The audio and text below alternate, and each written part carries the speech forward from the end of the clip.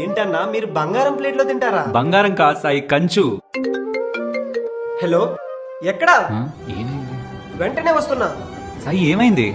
మన హర్షకి major accident అయిందంటన్నా, ఐసీయూలో ఉన్నాడు. అవునా? త్వరగా పెద్ద వెళ్దాం. Patient name Harsha. ఓ ఎమర్జెన్సీ యాక్సిడెంట్ కి మీరు టోటల్ గా 4,50,000 పే చేస్తే వెంటనే సర్జరీ స్టార్ట్ చేస్తాం. డాక్టర్, తనకి హెల్త్ ఇన్సూరెన్స్ ఉంది, ఇది చూడండి. దీంతో 20 లక్షల బిల్ కట్టొచ్చు.